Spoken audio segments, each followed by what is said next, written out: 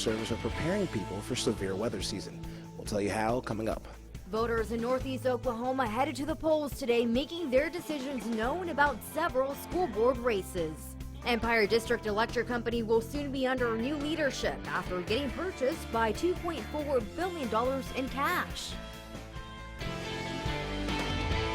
Now in high definition, you're watching KODE Action 12 News at 10. Good evening and thank you for joining us. I'm Jennifer Piñate. The National Weather Service prepares individuals for severe weather season. Action 12's Ike Ajachi is live in the studio with more. And Ike, what skills were they teaching exactly? Well, Jennifer, they were teaching people how to become storm spotters. It's a class that officials say can save a lot of lives during severe weather. With spring weather on the horizon, officials from the National Weather Service say it's time to prepare the community. That is when we see the vast majority of all of our severe weather. So the timing is perfect. Runnels is teaching a free class about severe weather preparedness. Information like knowing where to go if a tornado is looming or what to have in your house in case of emergency was discussed. But the class also teaches individuals how to be proactive. We want people to identify supercells, this type of storm that has a rotating updraft and a high likelihood of a tornado. Runnels says teaching a community the value of storm spotting can save lives during a potential severe weather threat. The storm spotters that we're training here tonight are the ones that are going to be able to confirm the presence of the tornado on the ground, perhaps the size hail or the strength of the wind, and if there's been any damage associated with that storm. Mark Barlow says he learns something new every time he attends the class. I've been coming since about 2003. Every year I learn a little bit more about how to stay safe and how to identify tornadoes and severe weather. In fact, it's people like Barlow that make experts at the National Weather Service perform better at their job. Until a spotter confirms the presence of severe weather, there's always just a little bit of a question mark in our mind. So we definitely need these folk to confirm what's going on to allow us to issue those watches, warnings, and follow-up statements as the storm approaches the community. It makes people more aware. They will be at least situationally aware of what's going on around them so they can see threatening weather, take cover, take shelter when they're supposed to. Runnels says it's vital to have an all-hazard weather alert radio handy. Listening to other counties can help you determine if severe weather is headed in your direction. Back to you. All right, good information. Thank you, Ike. Get ready for a roller coaster of temperatures the next few days as we go from cold to warm and back to cold. Chief Meteorologist Ray Foreman joins us live with our fastcast. And crazy, I mean, it's bitterly cold out there, and tomorrow it's going to be warm. And huge temperature swings, too, from morning to afternoon. It's going to be very cold in the morning, but pretty nice as we get towards lunchtime tomorrow. We're going to see a quick warm-up, actually, but we have cooled off quickly tonight, too. We've got middle 20s for most of the 4 states. Right now it's 24 in Joplin. We've got 24 also in Mount Vernon, close to 30 right now in Grove, and middle 20s also in Pittsburgh. Headed through tomorrow morning, we actually start in teens, upper teens around 19 at 7 a.m. By noon, 39. We will see some clearing, and then in the afternoon, mostly clear, 49 for a high temperature, so it should be fairly mild as we get into the afternoon. A big part of that is due to southwest winds for tomorrow. More changes on the way. As you mentioned, that roller coaster ride could even see a little wintry weather this weekend on the complete forecast coming up, Jennifer. All right, you better get prepared for That's that. right. Thanks, Ray. Well, Oklahoma voters headed to the polls today to decide several school board races. We begin in Afton, where Laura Gibson defeats Sandra K. Wadley to serve on the board. In the Welch School District, Chad Johnson wins the race for school board, defeating Shane Burgess by 34 votes. Voters in Commerce also weighed in on who would serve on the school board. They elected Kenny Smith, who beat out 3 other people to win the position. In the Wyandotte School District, voters there elected Russell Fent to serve on the school board. He defeats Vicky and Pribble by 138 votes to win the position. Our last school board race is in the Jay School District. Voters there electing David Holcomb. He wins, getting more than 600 votes. Former Navy SEAL and Republican candidate for Missouri Governor Eric Greitens makes a campaign stop in Neosho this evening. Greitens met with the local pachydermy club at Denny's in Neosho. He says he has never run for office before, but one of his biggest goals is to change the culture in Jefferson City. Greitens says he's been traveling all over the state to meet with people in their homes and at local restaurants to talk about the issues. We're talking about what it's going to take our government back. I'm running for governor because government is broken, and I can't stand by, we can't stand by any longer and ignore this. He says another priority of his is to grow the economy in Missouri. The governor's race primary election will take place in August. 3 other Republicans have thrown their hat in the ring for governor. Traffic is back to normal after a gas main break in Joplin. Earlier today, officials say a driver struck a gas main near 20th and Maiden Lane, causing a natural gas leak. Police closed down Maiden Lane between 20th and 22nd around 5 this evening. They were able to reopen it around 8:30. Drivers were asked to avoid the area and use an alternate route as crews work to fix the problem. The roadways are now back to normal. Empire District Electric Company announces its sale to a Canadian-based utilities company. Algonquin Power and Utilities will acquire Empire for $2.4 billion in an all-cash transaction. The deal will keep Empire's headquarters in Joplin after the acquisition. Officials from Algonquin expect to keep all existing Empire employees, but Empire's management team will lead the company's central U.S. region. Algonquin administrators say Empire's customer rates will be unaffected by the acquisition. Empire officials say they will be run by Liberty Utilities, a subsidiary of Algonquin. They add job opportunities, could grow due to what Liberty brings to the table. There could be incremental job additions here in the Joplin area and throughout the Empire service area going forward. And, you know, Liberty Utilities has a great deal of expertise in development and operations of renewable energy projects. So they bring a great complement to the expertise that Empire already has. Moss says the transaction is expected to close in 9 to 18 months. Several local police departments will be able to make upgrades thanks to nearly $200,000 in grant funding. The Jasper County Law Enforcement Sales Tax Grant will give out $186,000 this year. The County Juvenile Office got the biggest share. That's $27,000 to buy a new passenger van. Carthage, Carl Junction, and Webb City Police are next on the list with $25,000, $24,000, and $23,000. The Sarcoxy Police Department is fifth with a $21,000 distribution. Smaller amounts went to Oronogo, Jasper, Carterville, Dunaweg, and Duquesne Police. Missouri is enjoying some of the cheapest gas prices in the nation. A look at why experts say the prices are so low and what you can expect at the pump in the next few months. Joplin school leaders say they've received complaints about the traffic flow near the high school, so they've taken steps to fix it.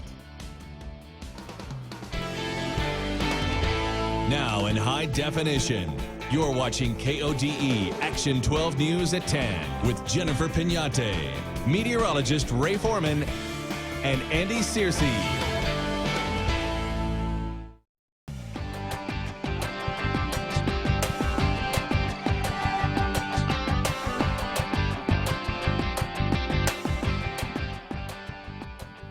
Gas prices in Missouri are the lowest they've been in more than a decade. According to GasBuddy.com, gas prices in the Show Me State average about $1.40 a gallon. Today in Joplin, GasBuddy says the average cost for fuel is $1.35 a gallon, which is one of the cheapest citywide averages across the nation. Officials say the reason gas prices are so low is because crude oil prices have started to reverse again and refineries have been turning out a winter gasoline supply. GasBuddy officials say the refineries have so much winter gas, they're offering huge discounts before they can no longer legally sell it. We spoke to some residents buying gas today who say since the prices are so low, they can save money and spend it on other things. Use it on a lot of other things, such as implementing it on other bills and things that is needed. I don't think I'd ever pay this low a price for gas again in my lifetime.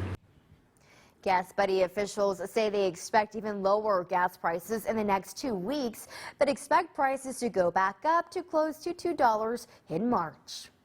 Joplin High School is experimenting with new traffic flow procedures after receiving complaints about congestion during student drop-off and pickup hours. As of yesterday, the exits leaving the parking lot and Franklin Technology Center are right turn only. They decided to close off the left turn lanes because they were getting congested and ultimately causing backups from Indiana Avenue all the way up to the main building. Currently, there is no estimated time frame on how long this procedure will be in place. Just, be patient, and if you would, please turn right only, not left. I know there are several that just don't want to do that, but try to be fair about it so that we can see if this process is going to work or not. Council says the school is working on some long-term solutions to the congestion problem. We asked our Facebook friends what they think about the plan. Greg writes, the main parking lot needs to have another egress to help alleviate the logjam. Dennis adds, build a tunnel like Southern has. And Kode commented, finish construction. Thanks to all of you who commented. Remember, you can still weigh in on this story and other news by going to our Facebook page. That is KODE 12. Turning back to forested weather, Ray, the warm weather is returning, but it won't last long. That's right. For the work week, at least while we're at work, it'll be nice and warm. Yes, we're looking, close to 50 tomorrow, so we're going to see a nice warm up. It will be cool in the morning, but by the weekend, we could see a little bit of wintry weather. More on the forecast is next. Here's a look at today's weather almanac.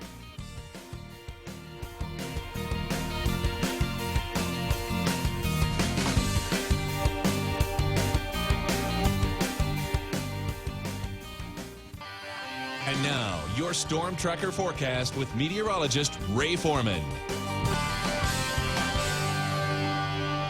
Winter weather is hitting the deep south tonight. This video is from Alabama, where a few counties were under a winter weather advisory today. The frozen precipitation made roads dangerous in some areas this morning. This caused several car accidents. Now, keep in mind, they aren't really used to this type of weather that far south. It doesn't happen there very often. You probably don't even have very many snow shovels, especially in parts of Huntsville, Alabama. As far as our forecast here, no snow until we get into the weekend. That's when we could see our next chance of some wintry weather. For tomorrow, though, it's going to start off cold, and we are going to see a huge jump from morning to afternoon. 19 in the morning, southwest winds, 49 as we hit a high temperature around 4 o'clock tomorrow, and we will see the skies clearing out during the daytime. Most of the cloud cover is going to be arriving from the north tonight. We actually have an upper level low, which has been plaguing the eastern part of the United States. That's what sent that wintry weather into parts of Alabama. Now we're starting to see high pressure out to our west that is going to start to build in overnight tonight into tomorrow. It's helping with that northwest wind right now, but once the center of that moves on to the east of us, we will start to see a southwest wind tomorrow. In addition to that, much of the colder air is actually closer to that low where we have much colder air across parts of Illinois. So that's the good news, is it's pulling away from us. That retreats as we start to see this warming trend across the southwestern part of the U.S. make its way into the 4 states. Right now, cold tonight though. We are in the middle 20s around Joplin, Mount Vernon 24. We've got upper 20s also in Miami. You add to that just a little bit of wind out there, and we have wind chills that are easily in the teens. About 14 is what it feels like on the exposed skin in Joplin right now, in the upper teens back towards Lamar. This will be very reminiscent of what we see tomorrow morning too. As the kids get ready for school, look for a cold start to the day. Mostly cloudy skies, 19, the wind chill down around 15 early. As we go through the daytime though, we are going to see the cloud cover starting to clear off, especially during the afternoon and evening. And this is where the influence of that ridge of high pressure is going to be. Notice the clear skies across northern Missouri as well. This all starts to break down though as we go into Thursday, and that's when we'll start to see a little bit cooler weather, but still not bad. I think we'll still make it into the 40s on Thursday. For tomorrow though, the storm tracker forecast is 49 for a high temperature. Skies clearing off, southwest winds about 10 to 15 miles an hour. Middle 40s on Thursday, and then very mild on Friday. Another shot of cold air comes in over the weekend. I think we may actually reach 40 for a high temperature Saturday, and then there's a chance for rain or snow Sunday morning. Should change back to rain in the afternoon. Still too far out to determine exact path of that, but it does look like we have the potential for some wintry weather over the weekend. All right. Get prepared for that. I know. We've actually been very lucky this winter. We've been spoiled. We have. We need a couple of good snows, and keep in mind some of our heaviest snows have happened in March. That's right. So there's still time. 5 years ago, we got a big one. We did. All right. Thank you, Ray. Well, the spring semester is underway, but college officials say it's never too late or too early to apply for financial aid. That's why several events are scheduled over the next few weeks to help high school students fill out their financial aid papers. It's a party for the young and old at heart, as some elementary school students spent the day visiting a nursing home.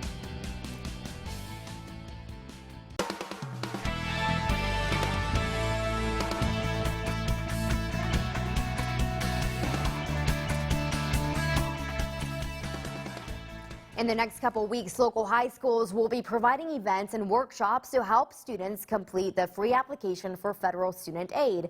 The FAFSA offers federal and state aid in the forms of grants, scholarships, loans, and financial assistance offered by colleges and universities. The events are open to all students and will kick off locally on Sunday, February 28th. Nevada High School and Sir Coxey High School will have events that day from 2 p.m. until 4, and the event at Monette High School will be from 2 p.m. to 5 p.m. In order to qualify for the state's Access Missouri Grant Program, an application must be filled out by April 1st. For a full list of local FAFSA events and workshops, go to our website, fourstateshomepage.com. Second grade students from Anderson Elementary School spent their day visiting senior citizens at the Golden Living Center. The two teamed up to make Valentine's Day cards and Mardi Gras masks. Organizers say it's good for both of them. Some of the kids don't see their grandparents on a regular basis, and the seniors say working with the kids made them feel young once again. We just like to talk about things we've done in the past, and about our families, how many brothers, how many sisters, all of that. This is the second year the second grade students have visited the seniors for this special project. Very sweet. Well, turning now to sports, Andy Searcy joins us in the studio. Andy. Well, Jennifer, the Pitt State women just continue to be on fire right now. The Gorillas are currently on an 8-game winning streak. Coming up, we'll hear from Pitt before their big top 25 date with Fort Hays State on Thursday. And we'll head to Carl Junction when the Bulldogs will taking on Lamar in a big doubleheader tonight. We'll have highlights next in sports. This is Action 12 Sports with Andy Searcy. Wrestling districts are this weekend, and in less than 2 weeks, Missouri classes 3 through 1 will begin district tournaments. Tonight, however, there were a couple of good Big 8 games left in Carl Junction. The 18-2 Lady Bulldogs were taking on Lamar, and CJ would come out hot. Skylar Sadler shooting from the right wing, nails the 3. Bulldogs take an early lead later in the first. Sadler again, this time from the corner for 3. Bulldogs led by 15 at the half.